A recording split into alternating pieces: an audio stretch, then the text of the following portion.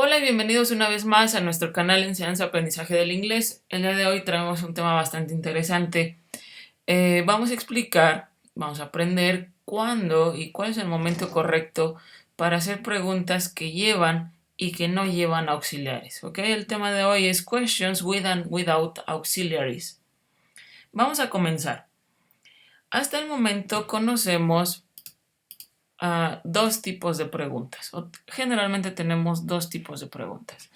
Una es yes, no questions, ¿ok? Las preguntas de sí y no. Y la otra es informational questions, ¿ok? ¿Cuáles son las preguntas de sí o no? Pues es muy sencillo. Las preguntas que en la respuesta solamente podemos decir o sí o no. Por ejemplo, decimos, ¿te gusta el café? Sí o no. ¿Te gusta ir al cine? Sí o no. Pero si yo te pregunto, ¿te gustan las galletas? Me dices, no. Y de ahí parte que utilicemos el otro tipo de preguntas, que son, ¿y por qué no te gustan las galletas? ¿Ok? Ese tipo de preguntas se llaman informational questions. ¿Por qué? Porque vamos a obtener información de esa pregunta. ¿Sale? Ahora, entendiendo esto, vamos a enfocarnos a partir de este momento en este tipo de preguntas, en las informational questions. Vamos a continuar. Para hacer preguntas de información, necesitamos recordar, ante todo, que este tipo de preguntas van a llevar un WH word. ¿Ok? Generalmente llevan un WH word. ¿Qué es un WH word? Pues palabras WH, mejor conocidas como palabras WH, que son, por ejemplo, what, who, where, when, how, why, whose, whom, how many, how much, etc. ¿Sale? Que es qué, quién, dónde, cuándo, cómo, por qué, de quién, a quién y el how many, el how much, cuánto. ¿Okay? Para contables e incontables también se consideran WH word. Ahora, vamos a recordar cuál es la estructura más común para utilizar un WH word. La pregunta más común o la forma más común es utilizar esta estructura que tenemos aquí, que va a ir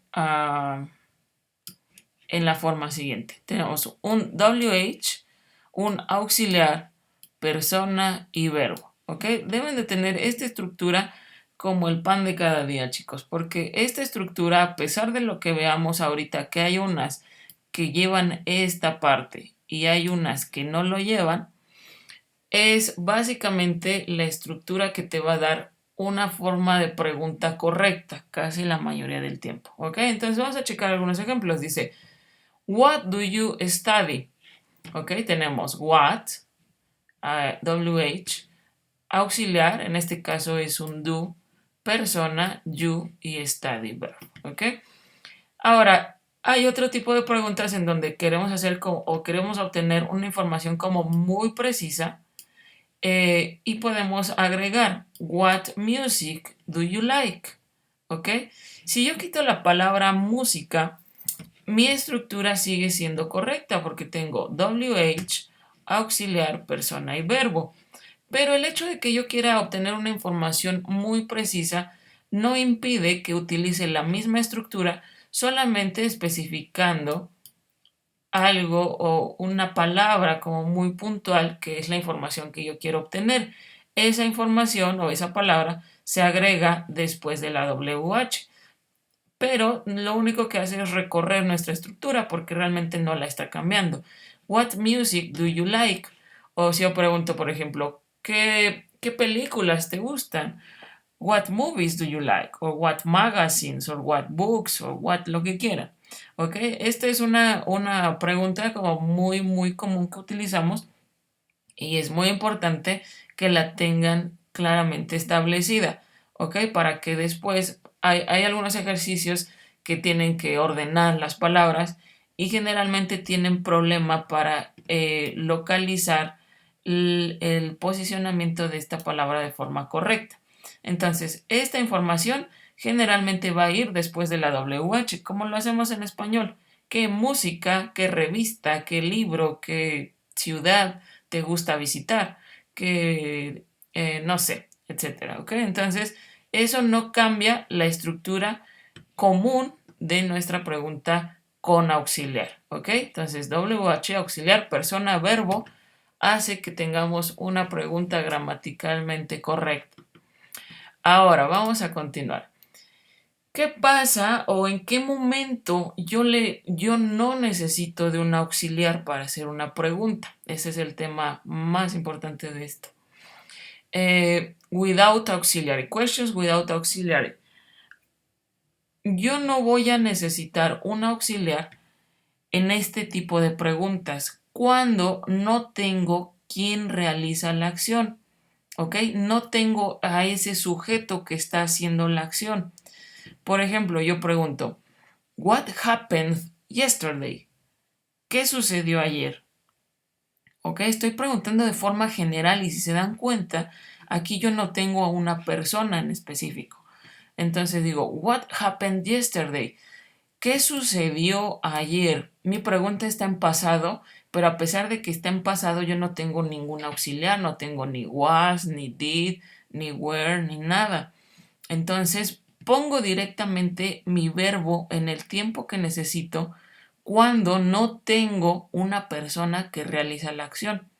En ese momento no utilizo ningún auxiliar. Por ejemplo, aquí dice, which team won the game? ¿Qué equipo ganó el juego? ¿Ok? Yo no estoy hablando de una persona en específico, yo no tengo un he, un she, un they, yo no los tengo aquí. Por lo tanto, no voy a utilizar auxiliar. Quiero hacer una pregunta en donde tengo un sujeto que sería which team. Ese sería mi sujeto en esta circunstancia. ¿Qué equipo ganó el juego? Which team won the game? Ahora, por ejemplo, si yo pregunto quién, pues ahí definitivamente si pregunto quién, pues no, es porque no tengo el sujeto de la oración. Entonces es cuando digo, who wrote the speech? ¿Quién escribió el discurso? ¿Ok? Who wrote the speech? ¿Quién escribió verbo en pasado? Porque mi pregunta la quiero en pasado. Pero como no tengo sujeto, lo pongo directamente el verbo así, conjugado. Si yo quiero poner una pregunta en presente, entonces digo, who writes the letters? Lo pongo como si fuera una tercera persona, ¿ok? Esto es bien importante porque por esta S podemos tener algún tipo de error en el examen. Si yo nada más le quito la S, estoy haciendo un examen y le quito la S y pongo who write the letters, esto está mal, ¿ok? Esto está mal dicho, está mal escrito. Es una falta de ortografía y es una falta gramatical. Entonces, si yo no sé quién lo está haciendo y lo estoy preguntando, lo voy a poner en presente. Entonces, ese presente va a ser como si fuera una tercera persona. Who writes the letters?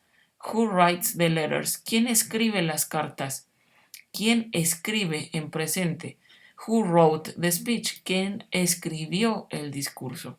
Ojo con el tiempo, cuidado en el tiempo en el que lo quieran utilizar, porque es ahí donde va a diferir si va en presente, en pasado, en futuro o demás. ¿Ok? Bueno, creo que no tenemos más ejemplos hasta el momento, pero tenemos muchos ejercicios. Yo espero que con esta explicación no quiero redundar tanto ni confundirlos. Creo y espero que con esto sea suficiente para comprender el tema. Realicen muchos ejercicios, pónganlo en práctica y nos vemos en el siguiente tema. Muchas gracias.